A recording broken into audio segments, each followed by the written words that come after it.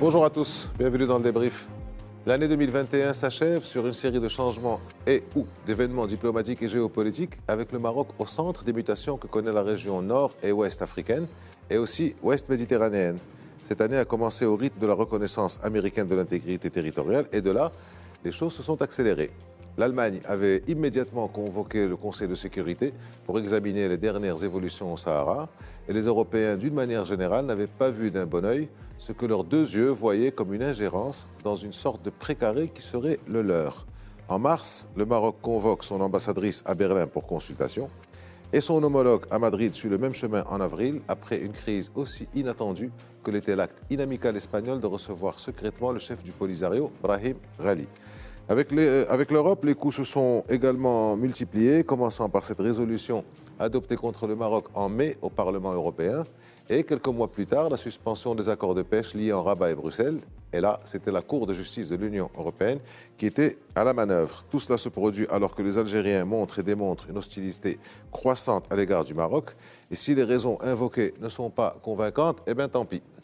Mais tout cela se produit aussi alors que le Maroc observe et avance, confortant son alliance avec les États-Unis dans les domaines économiques et militaires et recevant tour à tour les ministres israéliens des Affaires étrangères, puis de la Défense, et aussi le chef du mouvement Hamas.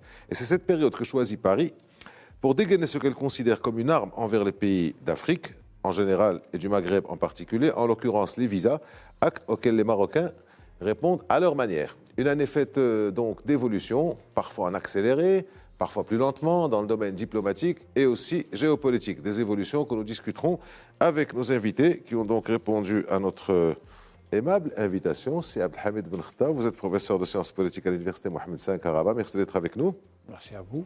C'est Zakaria Abou Dahab, vous êtes professeur de relations internationales à l'université Mohamed V, la même donc, toujours à Rabat. Merci d'avoir répondu à notre invitation. Merci.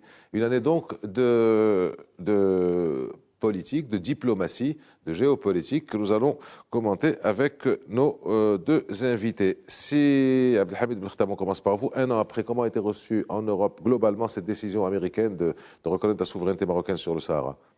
Comment elle a été reçue et pourquoi, bien entendu? Mal, très mal même.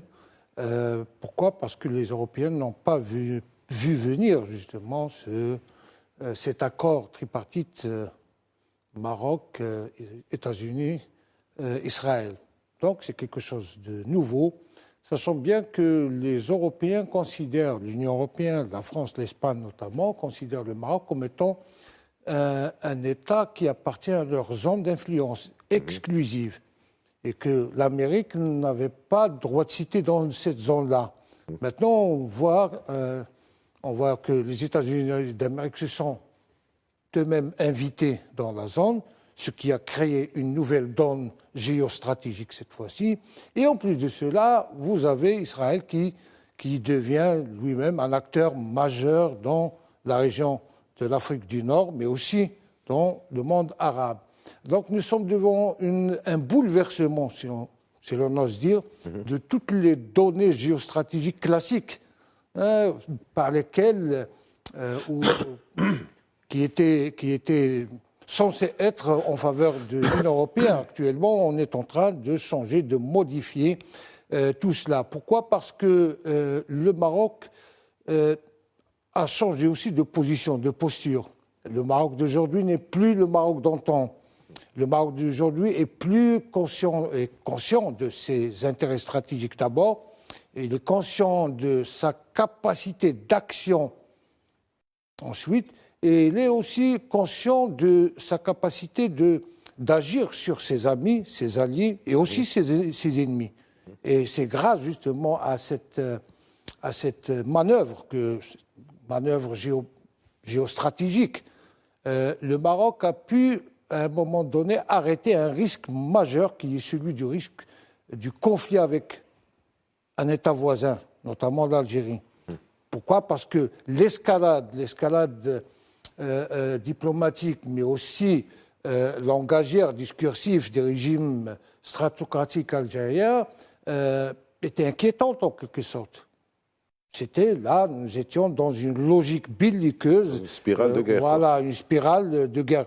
Et Dieu merci, ça a été tout simplement arrêté ou tout simplement on a changé tout cela et le calme est revenu. On voit très bien qu'actuellement, les Algériens se sont plus ou moins calmés par rapport auparavant. Tant mieux d'ailleurs, tant mieux. Ils sont assez surpris par ce qui se passe. Maintenant, quelles sont les perspectives d'avenir?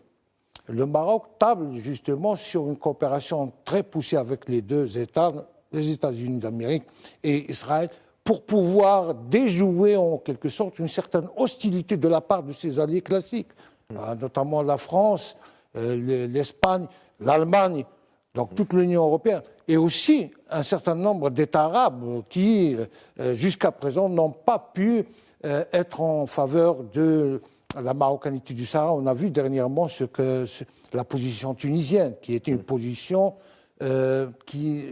difficile, très difficile, mais c'était une décision qui était hostile au Maroc. On le veuille, même cette neutralité voulue, la neutralité dans ces affaires-là sont souvent une neutralité qui prolonge le conflit. Parce que dans ce type de conflit, il faut trancher. Il faut avoir des idées claires. On reviendra sur ça, mais on reste sur ce que vous dites, donc les changements géostratégie et géopolitiques. Zakaria Abou-Dahab, alors, est-ce qu'on peut parler de changement dans les alliances globales quand on voit ce redéploiement américain dans la zone méditerranéenne et africaine? Ils sont en train d'y arriver. On avait l'impression qu'il y avait une sorte de sous-traitance avant aux puissances européennes, sous-traitance de l'Afrique aux puissances européennes par les Américains.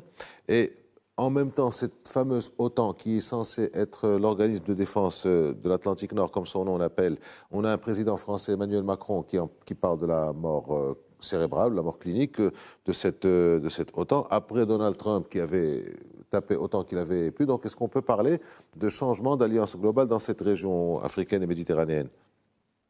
Disons que nous sommes sur un terrain un peu glissant et que les lignes géopolitiques bougent, une espèce d'érosion en quelque sorte. C'est du sable mouvant, vous voyez. Mais il y a quand même des constances qui sont toujours là. On peut dire par exemple que des formats de coopération comme le G7 tient toujours la route, que des traités qui datent des années 40 comme l'OTAN, l'organisation du traité de l'Atlantique Nord, sont toujours là, avec le fameux article 5 sur ce qu'on appelle la défense commune, que l'alliance transatlantique tant bien que mal fonctionne, même si aujourd'hui il faudra la redynamiser, parce qu'il y avait négociation d'un accord entre les États-Unis et l'Union européenne. Néanmoins, avec le Brexit, certainement, cet acte a produit un impact négatif sur un peu la solidité de l'Union européenne face au nouveau monde, comme on le dit. Et puis vous avez également d'autres acteurs, on peut citer la Russie, on peut citer la Chine, qui sont un peu coalisés quelque part dans le cadre des BRICS, même si c'est un format qui n'est pas réellement impactant, c'est-à-dire Brésil, Russie, Inde, Chine et l'Afrique du Sud. Il y a les accords de Shanghai, mais il y a également naissance, on a assisté à cela récemment en septembre 2021, ce qu'on appelle AUKUS, c'est-à-dire une alliance tripartite entre l'Australie, les États-Unis d'Amérique et le Royaume-Uni.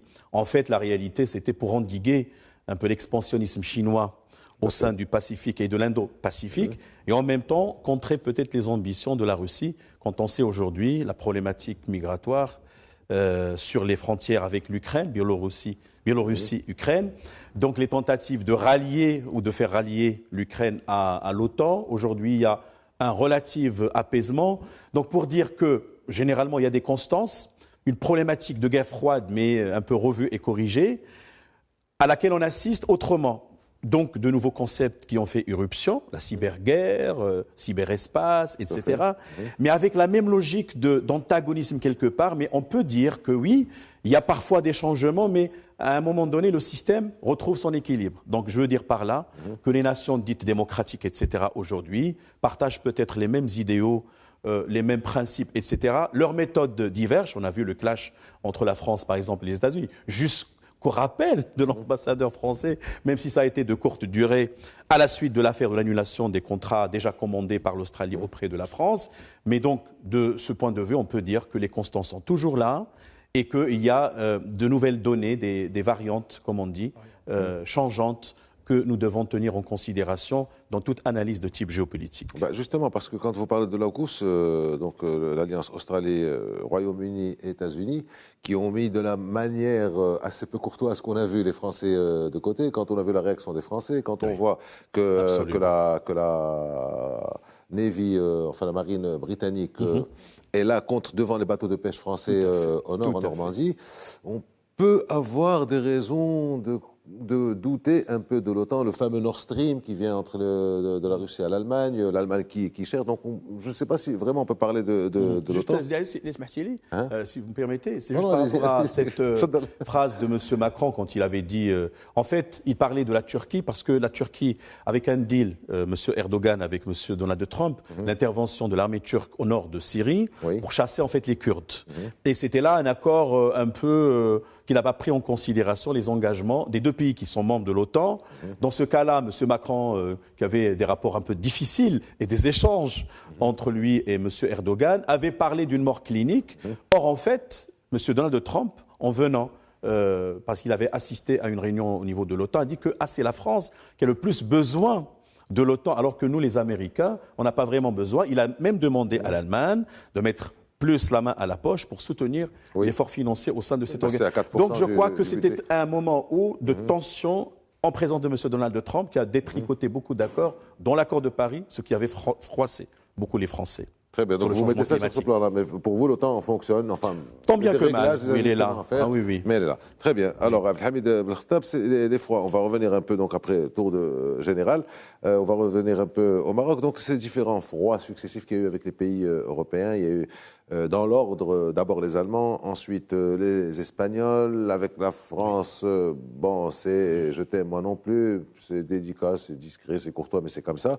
Est-ce que vous pensez que c'est en réaction à ça? Vous avez commencé à répondre à votre première question.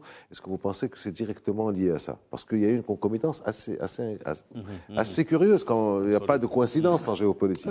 Oui, mais disons tout simplement que la volonté du Maroc d'échapper à la mainmise et à la tutelle européenne ne date pas d'aujourd'hui. Ça datait depuis l'indépendance avec feu Mohamed V.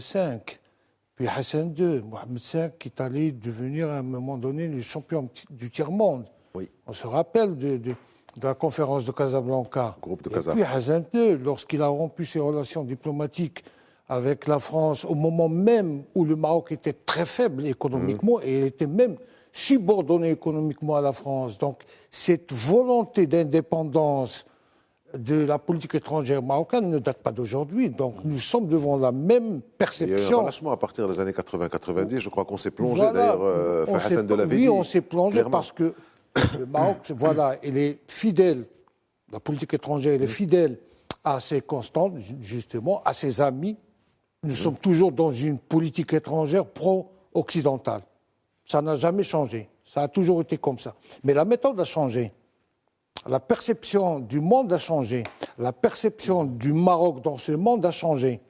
Nous sommes devant une nouvelle configuration, une nouvelle manière de voir le monde. Et à partir de cette volonté, de cette manière de voir, on voit très bien que les Européens étaient froissés en quelque sorte. Ils ont mal accepté cette volonté d'indépendance et cette volonté d'émancipation du Maroc. Parce que le Maroc était un allié classique, et puisqu'il était un allié classique, il ne dérange pas, donc pas de problème. Il était dans la poche, comme vous dites. Mais à un moment donné, les choses devaient bouger. On voit très bien que les lignes géostratégiques un peu partout dans le monde bougent. Et les Européens se sont se sentent en confort, dans une zone de confort. Et ils ne veulent pas du tout, en même temps, perdre le Maroc, mais en même temps, ils veulent conserver le gaz de l'Algérie, le pétrole de l'Algérie, alors que les relations avec les voisins doivent être basées sur des principes stables. Vous ne pouvez pas mercantiliser les rapports avec les voisins. Donc, l'Union européenne, l'un de ses problèmes majeurs avec le Maroc, c'est cet esprit mercantiliste, cet esprit de marchandise, de business qui parfois écrase le Maroc. Le Maroc a besoin d'autre chose. La marocanité du Sahara, et le roi Mohamed VI l'a bien dit, ce n'est pas un objet de négociation. Et à chaque fois, l'Union européenne était en train de négocier une certaine possibilité de pondérer en quelque sorte la position du Maroc. Ce n'est pas possible. C'est une question de principe pour le Maroc, de survie même pour le Maroc. Et donc, le fait que le roi avait poussé cette politique étrangère jusqu'à ses limites, justement, avec l'Union européenne, a froissé pas mal du monde dans l'Union européenne. Quand on voit les Européens, on se dit oui, effectivement, il y a un conflit entre le Maroc et l'Algérie. C'est un conflit qui est régional, de basse intensité, mais un conflit quand même. Et il date depuis 50 ans, ou même plus. On voit que les Européens, quand il y a des conflits quelque part et qu'ils veulent véritablement y aller, ben ils y vont. Ils font les messieurs, les missi dominici, ils font les messieurs ou les mesdames bons offices. Là, il n'y a rien. Alors, qu'est-ce qu'on voit en même temps à cette volonté d'émancipation du Maroc? On voit des Espagnols, donc, avec des relations assez particulières avec les Algériens, ils poussent un peu plus, donc recevoir en Khatim Ibrahim Radi, faire des visites multiples pour l'histoire du gaz. Les Allemands, on les voit comment ils ont essayé de ressusciter le projet Desertec. C'était au début donc de la brouille avec le Maroc. Au niveau des Français, donc il y a cette crise d'octobre avec les Algériens, la rente mémorielle, etc. Mais après, tout est beau, tout est magnifique en Algérie. Est-ce que vous ne pensez pas, donc, Zakaria Bouddahab, que pour contrebalancer un peu ce froid qu'il y a avec le Maroc, on essaye, quand je dis on, ce sont les Européens, de s'allier un peu plus les bonnes grâces d'Alger, avec un risque d'être un jeu de poker perdant, finalement. Parce qu'on voit que les Algériens réagissent d'une manière assez étrange, on va dire, pour les... C'est, si vous voulez, l'histoire qui se refait autrement. Peut-être on peut remonter jusqu'à 1885 avec le congrès de Berlin, oui. Pour dépecer, entre autres, le Maroc. Déjà, l'Algérie était colonisée par la France en 1830. 1885, c'était le rôle de la Tunisie, protectorat français. Et donc, il y avait des puissances à l'époque. Les États-Unis restaient encore dans le cadre de l'isolationnisme. La doctrine Monroe ne voulait pas intervenir. Ce n'était qu'en 1942, on le sait, avec l'attaque sur Pearl Harbor. Donc, c'est même logique, si vous voulez, c'est relant quelque part une sorte de néocolonialisme, comme si Abdelhamid a parlé du paternalisme pédagogique en quelque sorte. C'est-à-dire que nous sommes les tuteurs et on sait très bien devenir. Et c'est une zone d'influence. Bon, parfois, même les nations ou les pays européens ne sont pas tous d'accord sur les mêmes moyens à déployer, parce qu'il y a également des rivalités implicites, c'est-à-dire qui sont en soubassement, on va dire ça, entre espagnol, français, espagnol, portugais, français, allemand, il ne faut pas l'oublier. Néanmoins, c'est vrai qu'il y avait une espèce de congruence, quand on sait que la doctrine du Maroc, depuis longtemps d'ailleurs, grâce à l'approche, je dirais, offensive du roi Mohamed VI, consiste plutôt de s'inscrire dans une logique proactive, ne pas faire uniquement dans la réactivité, mais plutôt aller de l'avant. Et on peut citer, à titre d'exemple, déjà on avait un clash avec les Espagnols il y a longtemps, par exemple en 2009, 2010, Gdi Mizik, Aminatou Haïdar. C'est récurrent. La France suspend des accords de coopération judiciaire sous le gouvernement 1 de M. Benkiran ou 2 après le remaniement de 2013. Et ce n'était sans les attentats qui ont eu lieu à Paris, et après, il y a d'anciens responsables français comme Pasqua qui avaient dit en fait que le Maroc fournissait du renseignement à l'État français et que donc le fait de cesser ou de le froisser, et donc ce qui l'a poussé à cesser la coopération judiciaire, était coûteux pour l'État français, et ainsi de suite. C'est une problématique qui est complexe à mon sens, et logiquement en stratégie, quand on veut donner une faveur à un pays, l'autre pays fait une sorte d'escalade. C'est quelque part une sorte de dialectique, que ce soit en termes d'armement, réarmement, etc. Mais moi, je crois que cette approche est un peu dépassée, surannée. C'est l'approche des équilibres, on va dire ça.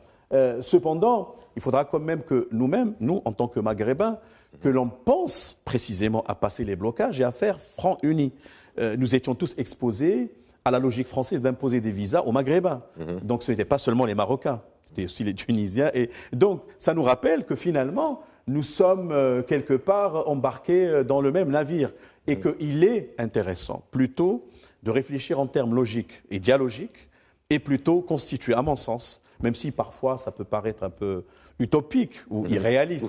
C'est le moins qu'on puisse dire. De toutes les manières, non, honnêtement. Mais quelque Dans part, les circonstances actuelles, oui, c'est très vrai. utopique. ça me rappelle une démarche d'Edgar Morin qui disait qu'il faut, non, par transcendance. Ceci dit, cette politique de division ne profite pas aux populations maghrébines.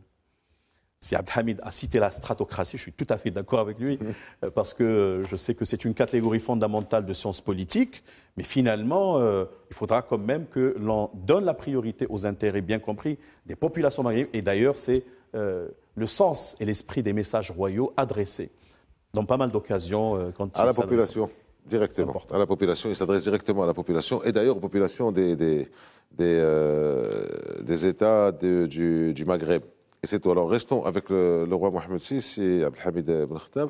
Dans l'un de ses discours, il avait cité donc le terme de ambivalent et de flou. Il n'est plus le temps de travailler dans l'ambivalence et dans le flou. Est-ce que l'arrêt de la Cour de justice de l'Union européenne peut rentrer dans ce cadre, sachant que la Commission européenne, elle, dit le contraire? Là, on est dans l'ambivalence et le flou. On peut dire les choses comme ça, ou dans la répartition des rôles, ou dans un jeu de rôle. Est-ce que vous pensez ça, ou alors c'est un peu plus complexe? Certainement, d'ailleurs. Oui, c'est un peu complexe, c'est vrai. Parce que d'un côté, vous avez une idéologie mercantiliste des relations internationales. L'Union européenne, c'est une puissance économique. Ce qu'il veut dans le monde, c'est une puissance économique et un nain stratégique. Ça, on le sait, tout le monde le sait. Et alors, les Européens veulent commercer avec tout le monde, sans exception, avec les ennemis et les amis. Et alors, mais quand on veut commercer avec tout le monde et que tout le monde devient des clients, là, il n'y a plus d'amis. Et justement, ce que revendique actuellement le Maroc, revendique un certain partenariat, une certaine amitié, un voisinage qui va au-delà du mercantilisme, du business. Et justement, c'est là où l'Union européenne et la Commission européenne et la justice européenne entrent en conflit. Il y a des principes quelque part, il y a de la volonté de faire du commerce, il y a la volonté de faire plaisir aussi bien au Maroc qu'au régime algérien, mais ce n'est pas possible. Parce que essayer de faire plaisir à tout le monde, c'est finir par ne faire plaisir à personne. Tout à fait. C'est ce que font actuellement les Européens. Ils veulent vraiment apaiser la tension avec le Maroc, ça, c'est vrai, quand il s'agit du langage diplomatique classique, mais en même temps, ils font la même chose avec les Algériens. Et finalement, ils ont une position, le moins que l'on puisse dire, une position schizophrénique à l'égard de l'affaire du Sahara. Parce que la prétendue neutralité de l'Union européenne est une neutralité qui fait vivre justement ce conflit et qui le fait prolonger. Parce que si l'Union européenne avait pris sa décision, une décision ferme pour résoudre ce problème, le problème aurait été réglé depuis longtemps. Mais justement, ce flou, ce va-et-vient, cette ambivalence, cette incapacité de se décider et de faire plaisir à tout le monde a fait en sorte que le régime algérien s'en trouve renforcé et que le Polisario ne disparaît pas puisqu'il y a toujours des aides quelque part qui proviennent de l'Union européenne, ça on le sait. Les populations du Tindouf ne vivent pas uniquement de l'argent de l'Algérie, mais vivent essentiellement des aides de l'Union européenne. Donc finalement, l'Union européenne a une responsabilité morale, politique dans ce conflit. Ils maintiennent en fait toujours une épée de Damoclès dans le sens où nous avons, même au niveau de la Commission européenne, un des commissaires européens qui ne serait pas très clair, qui serait ambivalent ou flou, le Parlement européen, où vous avez des groupes qui viennent dire pique-pendre sur notre situation. C'est toujours le même scénario. Donc c'est toujours le même scénario, ça ne change pas. Vous avez une société civile qui va d'un côté, vous avez des partis politiques de droite qui sont plus ou moins en faveur du Maroc, vous avez la gauche et l'extrême gauche qui est hostile au Maroc, vous avez des altermondialistes qui sont hostiles au Maroc, et puis vous avez des politiciens qui ne veulent pas trancher dans cette question-là, et qui ne veulent pas prendre des décisions aventureuses politiquement. Parce qu'il faut à un moment donné du courage pour dire arrêtons cette mascarade et prenons nos responsabilités à l'égard des pays riverains, notamment à l'égard de l'Algérie. Parce qu'il y a des vies, là, dans ce conflit-là, il y a des vies. Oui. Il y a des carrières qui sont brisées, des vies qui sont brisées. Et l'Union européenne fait quoi? Elle est en train Alors justement, le Maroc d'assister à cela comme un spectateur désintéressé. Le Maroc réagit à ça donc en rappelant ses ambassadeurs en consultation quand il le faut et en faisant ce qu'on peut appeler une stratégie de contournement. Zakaria Bouddahab avec le groupe de Visegrad, mais le temps passe, donc vous y répondrez après la pause. Nous nous retrouverons dans quelques instants.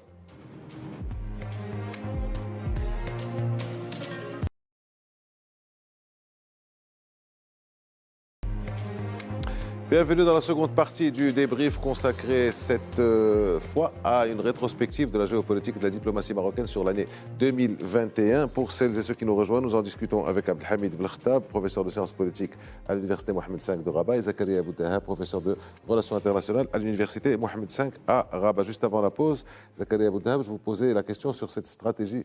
Est-ce que c'est une stratégie tout court, une stratégie géopolitique, une stratégie de contournement, le rapprochement spectaculaire du Maroc avec les pays du groupe de Visegrad? Le groupe de Visegrad, vous allez nous en parler, n'est pas toujours dans de bonnes relations avec l'Europe de l'Ouest. Exactement. Alors, rappelons que d'abord, il s'agit d'une sorte de coalition constituée de 4 pays, la Hongrie, la Pologne, la République tchèque et la Slovaquie.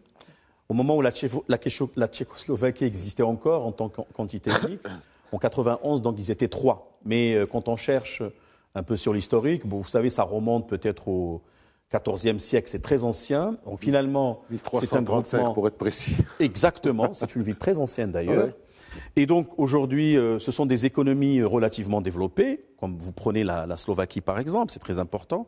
Quand vous regardez un peu ses performances, ses prouesses en termes économiques, etc. Et ce que je remarque, c'est que ce sont des pays donc, qui appartenaient au PECO, c'est-à-dire pays de l'Europe centrale orientale, qui sont sortis après donc la chute du mur de Berlin, la dislocation de l'Empire soviétique, et du coup se sont retrouvés seuls et face à leur sort. Ils devaient donc quelque part se coaliser, unir leurs efforts et s'ancrer à l'Union européenne qui a préparé la problématique de la transition. Comme on le sait très bien, il y a un ticket d'entrée à l'Union européenne, la convergence réglementaire, l'état de droit, les critères de convergence de façon générale. Bien, alors maintenant, après de 2004 jusqu'à aujourd'hui, nous sommes à 17 ans quand même. Ce sont des pays qui ont pris de l'ampleur, qui se concertent sur pas mal de questions, notamment sur le plan migratoire, etc.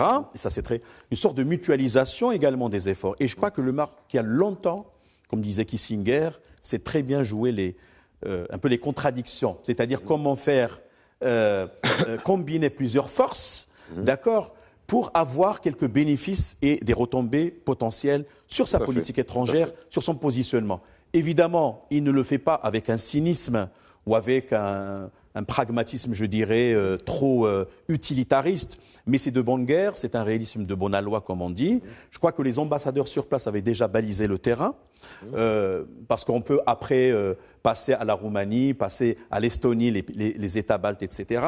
Ce qui fait qu'aujourd'hui, le Maroc est dans une logique précisément de multiplication des alliances. Ça a été dit par Sa Majesté dans son dernier discours, il me semble, à l'inauguration du Parlement, de la députation actuelle. Ça permet peut-être d'avoir des profondeurs géostratégiques, parce que demain, ces pays peuvent être au Conseil de sécurité, dans d'autres instances internationales, pour évidemment accorder leur position avec les intérêts bien compris du Maroc. Et je sais que les Polonais, par exemple, s'intéressent beaucoup à des investissements au Sahara marocain. Sur beaucoup de plans. Vous voyez, donc moi je crois que vous avez dit, c'est Aziz, c'est une sorte d'alliance, voilà, elle est là, même si le groupe n'est pas très connu, n'agit pas réellement sur la réalité internationale, mais il est là, au même titre que l'Association européenne de libre-échange. Peu de gens savent que c'est une coalition constituée de 4 pays, que dès 1997, le Maroc a conclu un accord avec la Suisse, Liechtenstein, la Norvège et l'Islande. Et ce sont des pays qui se retrouvent à part la Suisse dans l'espace économique européen. D'accord? Et que déjà, dans le cas du statut avancé, il était question d'établir, à l'image de l'espace économique européen, un espace économique commun. Bon, il a été bridé par la suite. On sent très bien qu'il y a beaucoup d'impondérables. Mais vous voyez, c'est une approche marocaine, je dirais dialectique, de diversification, et qui ramènerait certainement des dividendes, je dirais, de nature géopolitique. Sachant que les discussions, on a entendu les déclarations du ministre des Affaires étrangères, Nasser Bourita, les discussions sont assez claires et les rapprochements sont assez clairs, surtout en matière migratoire avec le groupe de Visegrad, sachant que le Conseil de l'Europe, pour passer ses décisions, c'est passé à l'unanimité. Donc, si on est bien avec des gens, sachant que le groupe de Visegrad aussi s'est étendu, c'est lui qui a été à l'initiative des 3 mers. Voilà. Des pays baltes jusqu'à la Slovénie. Donc ça crée tout le côté est de l'Europe qui est assez intéressant et où le Maroc part, puisque le côté ouest, c'est pas terrible, on va dire. C'est le moins qu'on puisse dire. C'est pas très géopolitique comme terme, enfin bon, c'est journalistique. Alors, messieurs, je voudrais vous poser à tous les deux une question qui nous tient à cœur, à nous tous. Donc, le Maroc a reçu, commence par vous, Abdelhamid Belkhtab, le Maroc a reçu, donc tour à tour, messieurs Yair Lapid et Benny Gantz. Donc Yair Lapid, le ministre israélien des Affaires étrangères, en août, et Benny Gantz en novembre, ministre de la Défense. Et juste avant, en juillet, c'était Ismaël Haniyeh qui était là, donc le chef du Hamas. C'est une nouvelle politique d'équilibre qui s'esquisse sous initiative marocaine au Moyen-Orient, Oui, Proche-Orient. absolument, c'est une nouvelle Même question pour vous politique d'ailleurs, d'équilibre. Zakaria. Oui. Vous savez, le Maroc a une idée un peu simple à l'égard du Proche-Orient, à l'égard d'Israël et à l'égard de la question palestinienne, c'est qu'on peut avoir plus d'un ami que d'un ennemi. Donc, mieux vaut s'inscrire dans une logique d'amitié, de négocier avec Israël les affaires, les questions marocaines, mais aussi, surtout, les questions de nos amis palestiniens. Donc le Maroc, il est le premier pays arabe à signer des accords militaires et sécuritaires avec Israël. C'est pas quelque chose d'anodin. C'est très important. Pourquoi ? Parce que Israël actuellement est devenu un acteur stratégique dans la région. Pourquoi ? Parce que le vrai danger actuel dans la région du Proche-Orient, ce n'est pas Israël. C'est l'Iran. Le vrai danger qui menace la stabilité de la région et même la stabilité du Grand Maghreb, c'est l'Iran. Donc, le Maroc s'inscrit dans une logique maintenant de corriger, de correction un peu de la situation chaotique du Proche-Orient.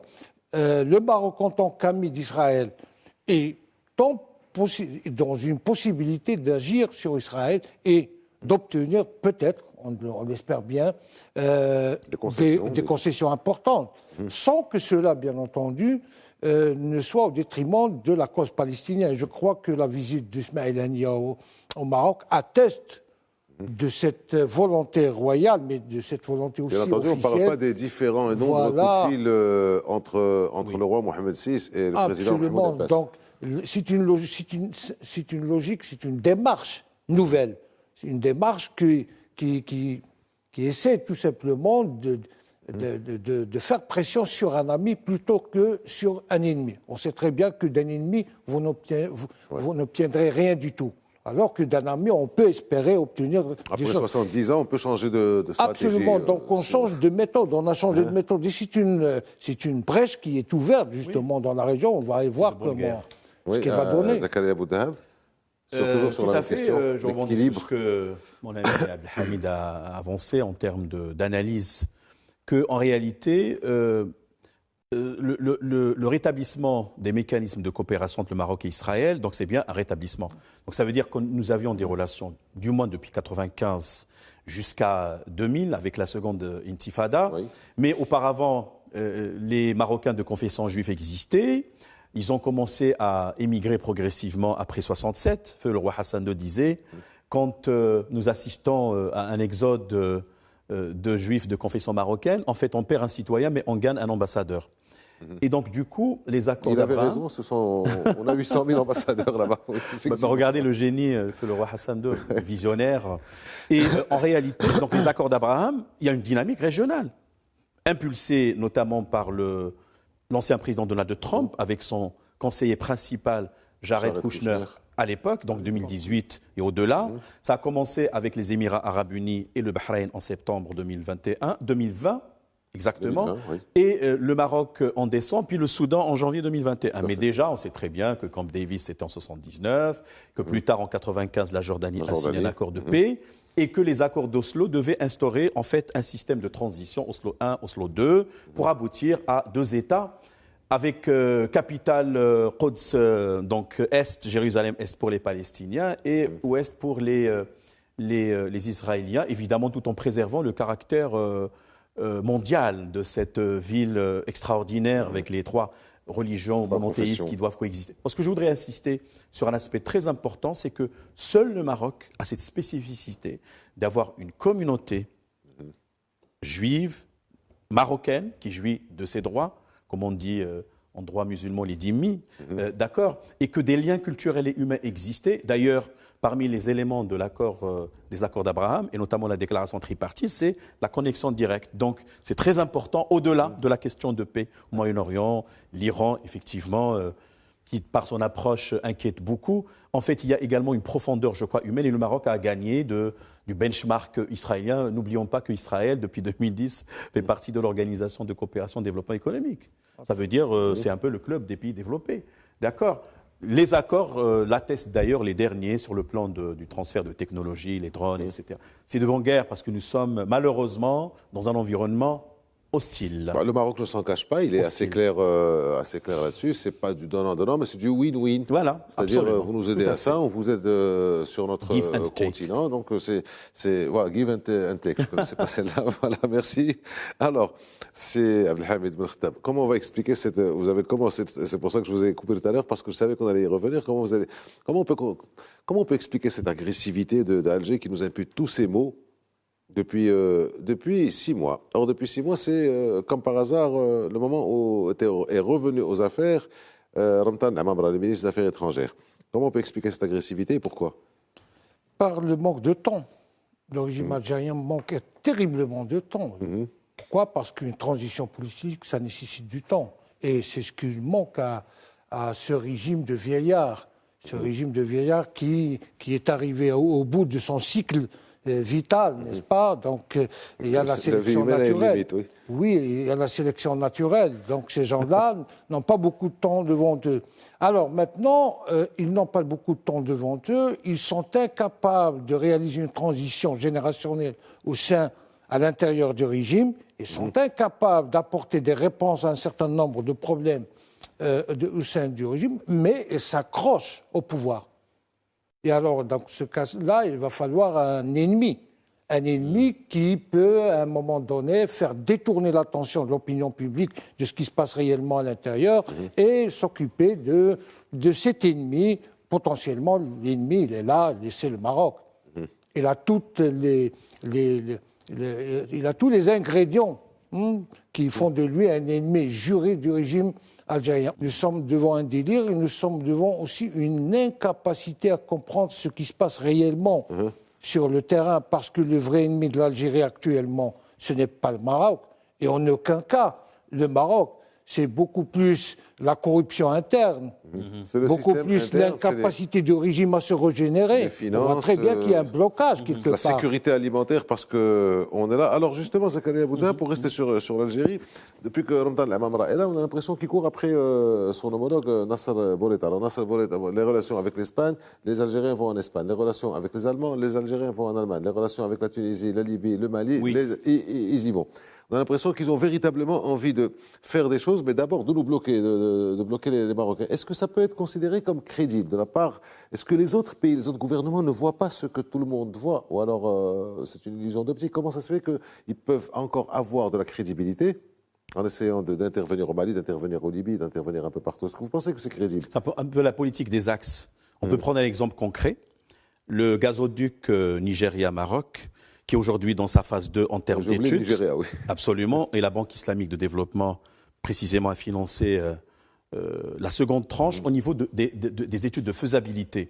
Donc, il va traverser, je l'espère, qu'il va s'accomplir 14 pays. C'est extrêmement important. Ça va changer la physionomie de la région, notamment l'Afrique de l'Ouest. Lorsque le Maroc, déjà, avait formulé sa demande d'adhésion à la CEDEAO, la communauté des États de l'Afrique économique de l'Afrique de l'Ouest, les Algériens ont réagi, ont voulu tant bien que mal empêcher cela, car pour eux, si le Maroc stratégiquement s'ancre à cette entité ou à cette coalition constituée de 15 pays, il va certainement damer le pion aux Algériens. Et donc, ils avaient entrevu le projet du gazoduc annoncé du temps de M. Boukhari, avec Sa Majesté le Roi, avec leur garantie comme étant une affaire personnelle. Donc, ils avaient tenté tant bien que mal de le ramener, de le récupérer, parce qu'apparemment, 2002 déjà, il y a eu, il me semble, un accord conclu entre Alger et le Nigeria, Abuja, je crois, dans ce sens-là. Voilà. C'est vrai. Moi, j'aurais souhaité que, par exemple, qu'il y ait une émulation ou encore qu'on aille chasser ensemble, comme on dit. D'accord. On le fait en meute. Mais ce que je remarque, récemment, le président algérien était à Tunis, donc il y a eu des, je ne sais pas, peut-être des accords signés, une sorte de prêt de 300 millions de dollars qui a été, hélas, aussi contesté par beaucoup de Tunisiens qui voudraient plutôt qu'il y ait des conventions d'infrastructures, de construire des universités, etc. Et le président, dans une conférence de presse, qu'il dit ce que nous demandons, c'est le respect de l'intégrité territoriale des pays, la non-émission dans les affaires intérieures, etc., etc. Je voudrais bien comprendre par là qu'en réalité, qu'on nous laisse vivre tranquillement et que chacun respecte tout simplement ses paroles, ne s'immisce pas dans les affaires de l'autre. Parce que quand on voit la position de l'Algérie par rapport à la question de l'intégrité territoriale, hélas, depuis 1975 jusqu'à aujourd'hui, il ne s'agit nullement d'une neutralité, loin s'en faut. C'est une action directe contre l'intégrité territoriale du Maroc. Donc il faudra quelque part qu'on pense à une sorte de paradigme, d'accord, faire une sorte d'auto-évaluation et identifier qu'est-ce que chacun veut de l'autre finalement pour créer un espace de, je dirais, de coexistence, pas de paix au moins. Coexistence qui peut mener vers une paix durable. Il est très optimiste. Alors, il faut qu'ils aient un peu d'imagination. Je tempère un peu. Il insiste là-dessus. On aimerait tous, vous savez, c'est le jeu des Marocains. Mais... J'aimerais bien aussi être optimiste, mais malheureusement, le manque d'imagination de la stratocratie algérienne m'inquiète. Alors, on va rester avec eux tout en étant sur autre chose. Il nous reste une petite dizaine de minutes. Je voudrais vous poser une dernière question, mais avant cette dernière question, sur cette question du fameux accord tripartite du 22 décembre 2020, qu'est-ce qu'on n'a pas dit sur cet accord? Qu'est-ce que les Européens n'ont pas dit sur cet accord? Qu'est-ce que les Algériens qui ont envoyé des lettres à Joe Biden au niveau du Parlement, au niveau de la présidence de leur Parlement, de leur Sénat, pour revenir sur cette décision? Et les Américains, effectivement, n'ont pas toujours été extrêmement clairs et explicites là-dessus, jusqu'à fin novembre, quand Nasser Bourita a été reçu par Anthony Blinken à Washington, la veille de la venue de Benny Gantz ici à Rabat, et que Anthony Blinken a cité pour la première fois, on voit les images, que Anthony Blinken a parlé la première fois de l'accord tripartite, à son niveau. Et puis, cette semaine, il y a eu la célébration de l'accord tripartite, donc avec Blinken, Lapid et Bourita, les deux premiers n'étant pas partis de l'accord, n'ont pas été les signataires, Exactement. enfin n'étaient pas en fonction au moment de la signature. Donc les choses sont claires maintenant, ça y est, c'est définitif. Oui. Rapidement, s'il vous plaît, parce sur que le terrain, les choses sont claires. Les administrations américaines sont toujours pro-marocaines et avec la position du Maroc. Mais le langage diplomatique, justement, des démocrates reste un langage diplomatique très prudent. Et essaie de présenter ou de démontrer une certaine neutralité à l'égard de neutralité discursive, langagière, mais pas réelle. Et c'est ce que l'administration américaine a fait jusqu'à maintenant. Elle a été très prudente dans ses déclarations, mais résolument pro-marocaine. Donc maintenant, on voit très bien que les choses commencent à devenir claires, oui. Zakaria Boutaheb, commentaire sur ça. Je vais aller de l'avant. D'accord, vous surprendre. Il faut d'abord, je crois que le consulat américain à Dakhla puisse s'ouvrir incessamment pour donner un contenu concret, opérationnel à ces déclarations et en même temps qu'officiellement les États-Unis prennent une position au sein du Conseil de sécurité, car c'était intelligent de rappeler que le plan marocain d'autonomie constituerait la seule voie pour débloquer la situation, et je crois que cela c'est un ancrage sur le droit international, au niveau du droit international. Je considère que la déclaration c'est une constance qui traduit une volonté des États-Unis. Le Maroc n'est pas n'importe qui. À chaque fois, il y a un capital symbolique qui est toujours là. Il ne faut pas l'oublier. Mais il y a également des gens qui travaillent sur place, des acteurs de terrain, des ambassadeurs, une communauté marocaine aux États-Unis, ce sont des ambassadeurs aussi du Maroc, et que je crois maintenant il faudra explorer l'avenir et aller de l'avant pour donner un contenu opérationnel à cette déclaration de décembre 2020. 22 décembre 2020. Il nous reste 5 petites minutes. Abdelhamid Belkhatab, vous avez dit sur ce plateau il y a quelques semaines, vous avez parlé d'un nationalisme nouveau du Maroc ou du roi Mohamed VI. Expliquez-nous ça un peu. On voudrait revenir un peu sur cette notion parce qu'on a fait le tour assez rapidement, mais on ne peut pas faire plus lentement que ça, ni plus vite, sur les relations avec l'Europe, sur l'axe marocain qui était un axe d'alliance verticale qui est devenu un axe plutôt horizontal, sur les relations avec l'Algérie, avec l'Afrique, avec Visegrad, toujours avec le Maroc au centre, la défense du Maroc. Et vous avez parlé de ce nationalisme. Oui, j'ai parlé d'une réinvention royale du nationalisme marocain. Donc nous sommes face à un néo-nationalisme marocain guidé par le roi. Ce néo-nationalisme se base essentiellement sur une idée simple, celle de faire du Maroc le centre de toute préoccupation politique ou stratégique. Donc les intérêts du Maroc, surtout au niveau sans agressivité, pacifiquement, c'est-à-dire qu'on est là pour défendre nos intérêts, c'est tout. Vous savez, le nationalisme classique était un nationalisme plus ou moins agressif, belliqueux, puisque nous étions à l'époque devant un colonialiste, devant des puissances coloniales, donc il fallait combattre, il fallait aussi mobiliser les gens. Actuellement, nous ne sommes plus dans ce contexte-là, nous sommes dans un contexte de consolidation de l'indépendance du Maroc, de consolidation des acquis politiques et économiques et civilisationnels du Maroc. Et je crois que là, à travers les discours royaux, on voit très bien que se profile devant nous un discours nationaliste nouveau, d'un genre nouveau, qui prend l'ouverture, la tolérance, mais aussi la fermeté dans tout ce qui a rapport direct avec les intérêts stratégiques du Maroc. Donc sur ce point-là, il n'y a pas de négociation. D'ailleurs, le dernier discours était clair sur les questions fondamentales du Maroc. Il n'y aura pas de discussion, il n'y aura pas de concession.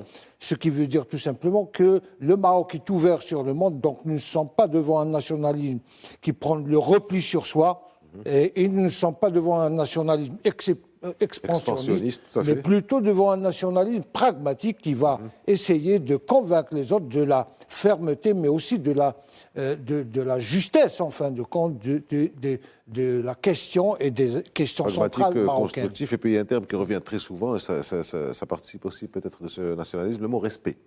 Absolument. C'est-à-dire que on est là, vous pouvez être plus riche ou moins riche, on traite d'égal à égal, et puis chacun défend. J'existe. Voilà. Alors, Zakaria Boudahabi, sur ces 2 petites minutes qui nous restent, désolé, est-ce que c'est un nationalisme ou un africanisme?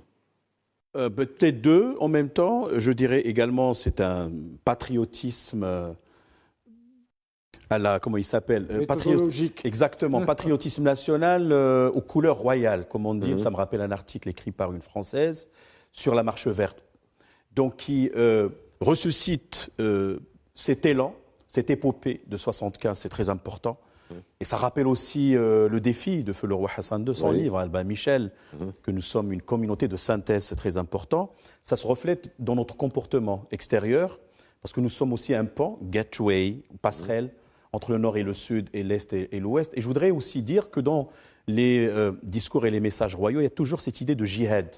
Et ce paradigme de l'unification entre politique intérieure et politique extérieure ou étrangère, il faut qu'il y ait une compénétration, d'accord, et une consolidation. Chacune doit renforcer l'autre et repositionner le Maroc au cœur de l'Afrique. D'ailleurs, c'était émouvant de voir le roi Mohamed VI ému en 2017 lors de la réintégration au sein de l'Union africaine. Souvenez-vous, ah oui, Addis Abeba. 30 janvier donc, 2017. Je suis revenu à ma famille. Il est beau le jour où on revient chez soi. Nous sommes revenus non pas pour diviser, mais pour mobiliser. C'est un discours mémorable, ça. L'autonomisation de l'Afrique. Moi, je crois effectivement que vous avez raison. Il y a un champ stratégique immense aujourd'hui où le Maroc pourrait déployer sa stratégie de coopération sud-sud dans plusieurs secteurs, l'agriculture, le transfert de technologies, la vaccination, la diplomatie vaccinale, etc. Tout à fait. Ça rejoint un peu la phrase du roi Mohamed VI. L'Afrique doit pouvoir faire confiance à l'Afrique. C'est pour ça que je parlais d'africanisme. Tout à fait. Merci, messieurs, d'avoir été avec nous. Merci pour votre Merci à explication vous. sur cette année éminemment géopolitique. Merci à vous et à la semaine prochaine.